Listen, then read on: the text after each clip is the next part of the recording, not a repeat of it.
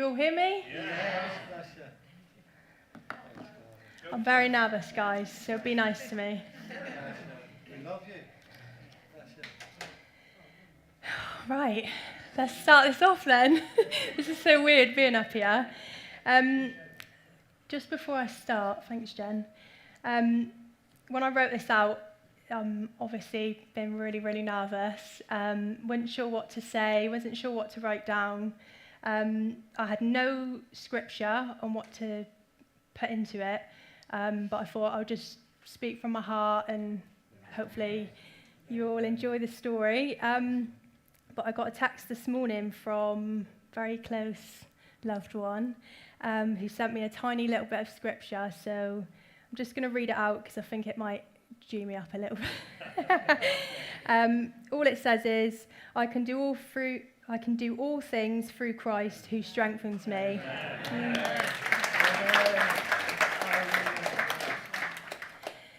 Right, so I've decided to title my testimony, and it is, if you don't know him, get to know him. So for anyone that doesn't know me, my name is Chloe. I'm 30 years old, and I have a daughter who is Lila. Some of you would have seen her here before. And I've been coming to this church just over a year now. I got baptised in May last year by Dan, and I'm so glad that I did decide to be baptised, as even though in the build-up to it, just a bit similar to this actually, I felt so nervous and I had the enemy in my ear like, what are you doing? You don't need to do that, what's the point? And probably Dan felt like banging his head against the wall with the amount of times I was like, I don't know, maybe not. I'm so glad I did get baptised because it really helped to solidify my commitment to Jesus. And it's helped to keep me on that journey because obviously when I got saved, I thought, this is great. And then life comes along and you're sort of like, well, why is my life not great? Because God's on my side now. But unfortunately, that's just life. So when I got baptised, it really helped to just keep me on that path and wash away any of them old little bits of like debris that were hanging on that I just couldn't seem to like let go of. So I'm going to go back a few years now. So when I was growing up, it was just me, my mum and my sister, little girl gang. I felt growing up was really hard, and there was like a big sense in me to like grow up quickly and sort of be an adult, I suppose. And obviously, yeah, just a lot of different circumstances growing up, which obviously at the time I didn't understand. And I believe looking back that my mum was probably on a journey that at the time I did not understand, but obviously now becoming a parent, you sort of see things a bit differently. Unfortunately, my mum couldn't be here today, but I really just want to honour her because we've never had a good relationship, but thanks to Jesus, it saved our relationship, and she is, in so many ways, she's incredible, my mum. Best nan to Lila, so just, yeah, I'm so honoured to have a mum, just have a mum, and I never appreciated my mum until I got saved, and yeah, she's not perfect, and we've had a lot of rocky roads to go on, but Jesus filled me with that love that was always missing, so yeah, just, yeah. Right, where am I got to? Sorry, guys. So from quite a young age, I felt like my heart was quite empty and just filled quickly with negativeness.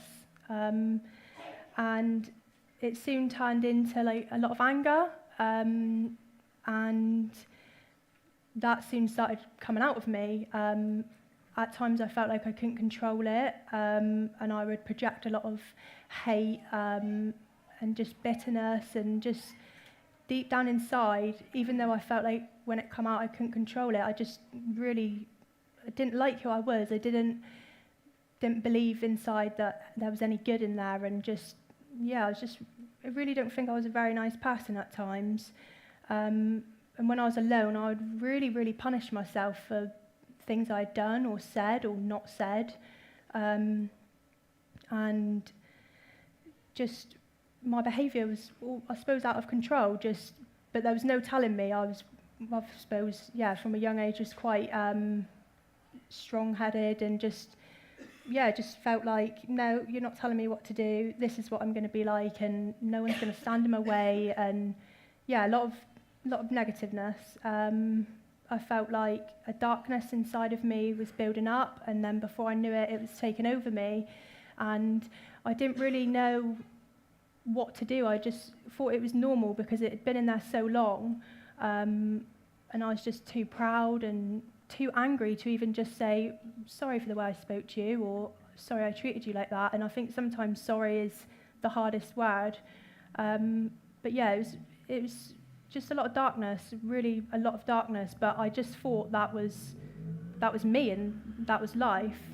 When I was about 12 or 13, I started coming to this church. And I used to go in the children's church, which is next door. And remember so many people from in here just, filling me with positivity and love. And I believe now, looking back, that that's where I started to experience the love of Jesus. But that darkness inside of me was so heavy that it led me to believe I should take a different path. And I would be better without church, without the people that were all surrounding me. And all these people surrounding me were so good and so positive.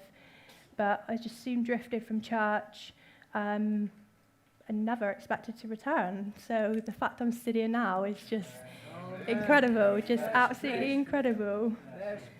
I remember when I used to come here, just this like overwhelming sense of like love and happiness, and just so many people in this room who still come now. Just the feeling, this positive, loving feeling, and it's always stayed in my heart. But the darkness just, flattened it. I left church, whenever it was, and just never returned. And this is what the enemy does to you when you're in a dark place. He grabs hold of you and says, you're not good enough. Think about all those bad things that you've done, and think about all those things that you've done, and how can you go and then stand in a church and praise the Lord and pretend that you're a good person. And I really did believe for so long, like so many years of my life, I've spent believing I wasn't good enough. I'm completely and utterly overwhelmed and ashamed of all this pain inside that I couldn't apologise. I couldn't go back and be somebody else. I just felt like I was this person that I didn't want to be, and I didn't know where to go with it. I was just so lost and so down and just depressed and just darkness, just so much darkness. But I truly believed from the enemy that this was my life, and that was going to be my life, and that was just the way it was. I didn't see another way. I just thought, I'm going to just live this life of suffering and never experience full happiness, and the love in my heart would never come. So I just, went through my early adult years, just drifting along, going out drinking every weekend, trying to be something I wasn't. The drink soon turned to drugs. Then the drugs still, up a level. And then before you know it, I remember one day just thinking, what am I doing? Like, what am I doing? I'm taking drugs all the time. I don't even like drugs. I don't ever feel happy when I do it. I'm drinking all the time. I don't actually even like alcohol. And just a mess, just an absolute mess, and just thinking, there's got to be more to life. Like, I had all my family, obviously, my family have always supported me, and they've always tried. But I just felt like I was on my own.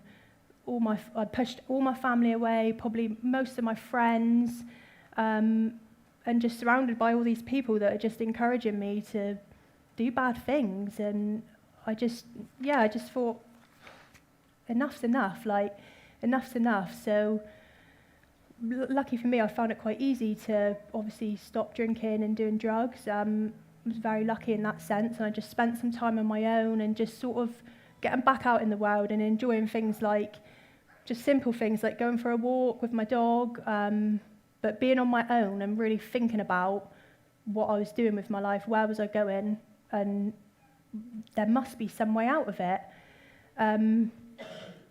So I'm going to fast forward a little bit to when I was 28. I'd just become pregnant with my daughter, and I started, as soon as I knew obviously I was having a baby and everything was okay, I just was overwhelmed with this love inside, and I couldn't believe it. I was like, just felt so blessed, and I knew at this time that this was God's doing. I knew he blessed me with this baby for a reason. I'd suffered miscarriages in the past, which obviously is horrendous, but I just knew, even though I still was sort of curious about God, but I didn't pray, I didn't really believe, I suppose. And I just knew this blessing from God was my chance. So, yeah, everything started changing for me. And then when I give birth, I knew drastic action needed to come, and it needed to come fast because she was a girl. I didn't want her to grow up how I had grown up. I didn't want her to treat people the way I had treated people and think it was okay, or think that you can just do that and go through life and act like that. I didn't want all these things for my daughter, and I wanted her to look at me and think, God, my mum's a role model, and just be proud of me. And the person who I was, I knew that wouldn't happen. So I had all these thoughts in my head thinking, how can I turn it around though? Like, I don't want to ruin her life like I've ruined mine.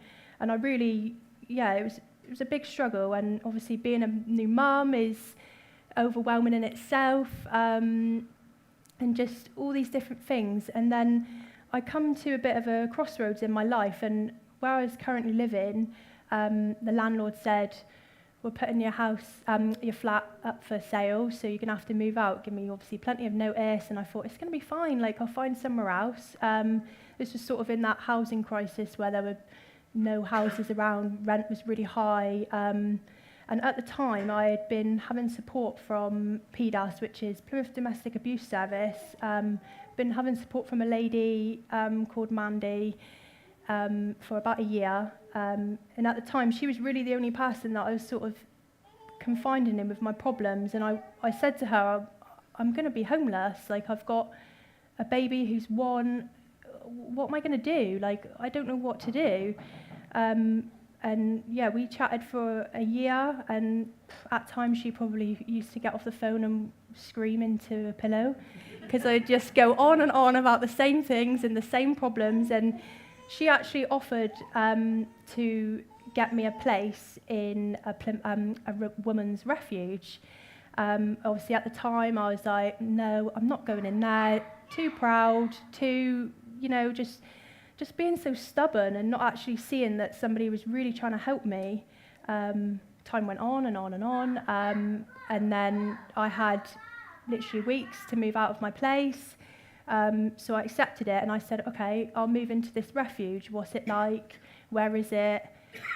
And she says, oh no, you can't know any of that. So to me, I'm like thinking, well, where am I going? Who's going to be there? And they said, because of it's obviously a refuge, you need to just turn up on the day with your stuff that you want to bring and be prepared to live in there for over a year. You can't tell anybody where you are. So obviously at the time I wasn't that close with my family, so I did it, obviously not having a clue what I was walking into, and just that feeling of desperation that I didn't want to disappoint my daughter, but I also wanted to protect her and keep her safe. So we accepted it. Obviously, it all happens quite quickly. Accepted that we were going on a Friday, and then by the Monday we were in there. The morning of the move, I had to leave all my belongings in my house, just pack a bag. They said expect to never return to your property, never return get any of your belongings back. I was so grateful at the time because I had a dog, and my cousin actually looked after her for me and said, I'll have her for as long as you need, because if not, she would have had to go into sort of like a foster care thing, so I could still see her. And although once I was there and realised that it was actually a really nice place and it was so supportive and I was surrounded and I knew I could take that time to heal and just, in a sense, not worry, because I had a roof over my head and my daughter was going to be safe. I knew she was going to be safe. That's all that mattered to me. And yeah, I felt like a big sense of relief, but I knew my heart was just broken and I just felt at rock bottom and just thought, this is it. Like, I've really hit rock bottom here. Like, I'm 29. How is this happening to me? Like, what has this happened to me? But obviously, once I was in there, I settled in quite quickly, made a couple friends in there and had ongoing support in there. And I knew this was my opportunity to start over and just finally let me out and just be me for once, because nobody knew me in there. I didn't know anybody. So I thought, this is my opportunity. Just be you, be real, and don't just forget the past for a minute and just focus on you. So they told me to prepare to be in there for a year. We were so lucky, we were only in there 3 months, and then we got housed. Because we were so secluded in there, obviously, because you have to sort of keep it private where you are. It gave me that time to just reflect and heal. And the lady who helped me from PDAS, I really believe she was my guardian angel sent to me, because even though I'd go on and on about the same things and be like, I'm scared, and oh, what about this, what about that, she almost pushed me to do it and said, look, you're worrying about your daughter's safety. I'm offering you safety. Take it and stop being so stubborn. And she actually come into the Refuge one day just to meet me, and I felt like I had met a celebrity. I was like, oh, I'm so honoured to meet you, because she really was. She's amazing, absolutely amazing at her job. Just really saved me in so many ways. So you're probably all wondering where the story's going. So when I was in the Refuge, it was the second night I'd been in there. Obviously, I was sharing a room with my daughter, so I'm in bed, not trying to move, making sure I don't make her peep because I didn't want to wake her up. And I just started praying and just sobbing and praying and crying and just begging God to help us and just say, send me a sign, tell me I'm doing the right thing, because I don't know if I am. Even though we was already there, just begging him and just, please, Lord, help us. Just help us. If nothing else, just help us. And he was sort of, I suppose, the only person at the time I felt like I could talk to and open up to. And I did that every night. I was in there, just had a cry, prayed, and just believed he was going to help us. And yeah, just that's when it all started changing. So we got offered a new place within 3 months. I think we probably annoyed a lot of the other refugees in there, because they had been in there years. Some people had been in there 2 years, 6 months, and we were just so lucky and so blessed. We just found this place, went and viewed it straight away, and just was thinking, I don't even care what it is. I'm going to take it. I know I'm going to take it. And this is a little bit not what I was going to say, but I'm going to say it anyway. So when I was praying, I was just like, please, Lord, just please give us a place that's big enough for us both. I don't want to have to move again. I want it to be somewhere secure. And we were very lucky that we managed to get a place through the council. So if you've ever been with the council, you know you're pretty settled once you're in there, and they know you're not, too much of the riffraff. And I was praying to him, saying, Lord, just please make sure this place, wherever it is, I'll take it, but just please be big enough for us and just what we need. And I went and viewed this place and just walked in, and the housing officer she said, your face just lit up, and she said, I knew straight away that I was going to offer you this flat, because, and it is everything that we could ever want. It's the most beautiful flat. It's big enough for Lila for when she gets older, so we'll never have to leave.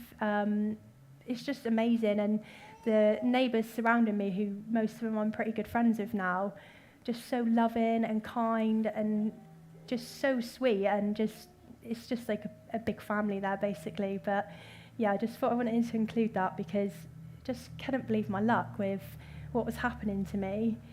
And this is the time when I sort of knew that it was God now. I knew it was God. There was no other explanation for it. How had we just walked into a refuge and come out 3 months later with basically everything we could have a dream of? It was absolutely incredible.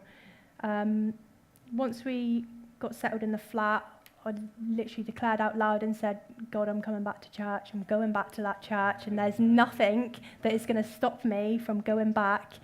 And then I remember, I didn't tell anybody what my plans were, but I remember ringing my Auntie Jen on the day, and she was sort of like, you're right, yeah, I'm just rushing out the door to go to church. And I just said, I'm coming church. And the same feeling when I walked back in that door was the same all those years ago when I was a little girl and I used to come in here. It was the exact same feeling, and I just knew it was the right thing to do. And I've never looked back since, and just wow, like what a transformation is happening inside of me. And I just so grateful for God getting us out of this situation and just giving us that time to heal, where I was just on my own, and just all of these things that were just happening to us. And even when we moved out, just all the blessings that we got just so easily coming to us. And I just could not believe my eyes. I just thought, wow, like all I've done is pray, and you've literally answered prayer after prayer after prayer. And now looking back, I think I wasn't really asking for much, but just absolutely incredible how he's transforming my life. And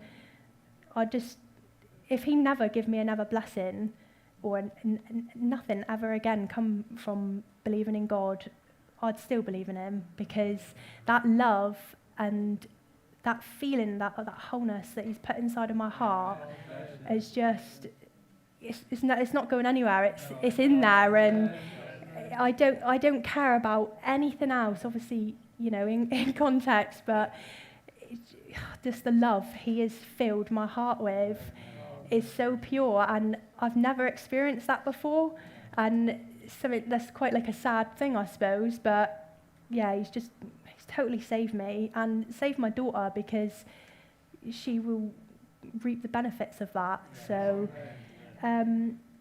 he's changed my heart. He's sort of like broke that coldness and black dark hole that was there. It's just filled with love and joy. He's changed relationships. He's blessed my relationship with my mum, which has enabled me to, work together with her, with my daughter, which I've always wanted. He's given me the strength to go and mend relationships that weren't broken from me. And he's just given me them strength to go knock on the door and say, hey, I know we've had troubles in the past, but I just want to say I love you, and I'm here if you're ever ready to, be friends, be family again. But I don't expect anything from you, but I just want to say sorry, and here I am. Help me to handle situations differently, where I've always been a bit of a hothead and just handled things so wrong. He's just put this power inside of me to just forgive and just be like, it doesn't matter what you've done, just forgive and be kind, and just don't be so hard on yourself and other people, and just trust in him and what he's got in store for us. I'm just so excited to see what's in store, because it's amazing. It's absolutely incredible how he's changed me, and just feel honoured and so blessed that I'm stood up here now. And before I got up here, I thought I was going to pass out, and now I'm just stood up here, and I'm like, honestly, I feel honoured that you've all been rooting for me. And obviously, as you all know, Dan's been promoting it without even my say. He's been really promoting it, so thanks to my promo manager. And I'm just so glad that I've got people like Dan, obviously Dan and Joe and Kelly and all that. They're basically family anyway because I've grew up with them. But there's just so many people in this room. Godfrey, just so encouraging and so blessed to be in this church and just to have God coming through all of my body and mind and soul and just pouring out into me and everybody else and just it's so hard to explain, but obviously it's a journey, and I don't want to take away the fact that at times I haven't questioned it and gone, well, why do I feel rubbish today? Why is this happening to me? Why have I, why did my car break and I can't get a new one? Or why is my daughter ill? Or just stuff like that. But the faith I have inside of me is solid. Nothing would knock my faith. And I think in them dark times, that's when I look to him and I'm like, look, Lord, I feel lost today. Help me. Where are you? Just give me a message. And every single time there'll be a message, there'll be a blessing. The problems I'm worrying about are fixed. And it just all works out. And I think just having that peace inside of me, I've always struggled with not worrying and that side of life. And it's, don't get me wrong, I still worry all the time, but it's given me like a freedom to just do things like this and stand up here and talk about my story and how he's really changed me. And that person I was before, like, I just felt so ashamed of myself and just thought, and the fact that God's forgiven me, so I should forgive me. Just why not? Like, it doesn't matter where you've come from. It doesn't matter what you've done. If you're stuck inside your head, if you're struggling with mental health, like I've been there and struggled with all of these things. And I just stood up one day and thought, enough's enough. Enough's enough. Just, that's it now. Let's just wake up tomorrow, and tomorrow's going to be a better day. And I can guarantee you it always is. It's just, the power of God is incredible. So, yeah, thank you to everyone that's encouraged me to share my story. I'm just so excited for the future and however he's going to use me. I hope that this message reaches someone and just helps them see that there is a way out if you're stuck in darkness. There's a way out, and it's not as hard as it seems, and he will get you through it. And yeah, I just can't wait for God's plan to be revealed. Thank you all for all the love and the prayers every week, the support, encouragement throughout my journey. So many messages and things people say to me, and Godfrey always giving me little bits of paper with reading on and stuff, and just Dan, like always, everybody just always opening up like their homes, their hearts to me. It's overwhelming. I've never experienced love like it, and I just so grateful to everyone in here. It's honestly incredible, and just so many people in here who just inspire me every day and help me to keep going and keep that positivity, and just if I make a difference to one person's day, then I'm winning. Just that's all I want. And yeah, how great is our God? Amen. Yeah.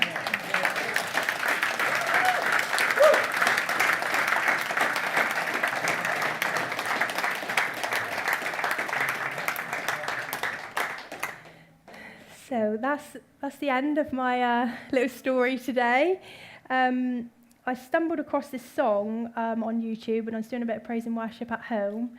And the words are just so resonating to me, really fitting for how I feel towards God. So I'd like to share it if that's all right with all of you. And yeah, I hope you all enjoyed what I've said today. So, and obviously if anybody wants to chat about anything or anything at all, just come and chat to me if you need to. I'm here to help anybody. So yeah, praise Lord. Thank you all. Thank you.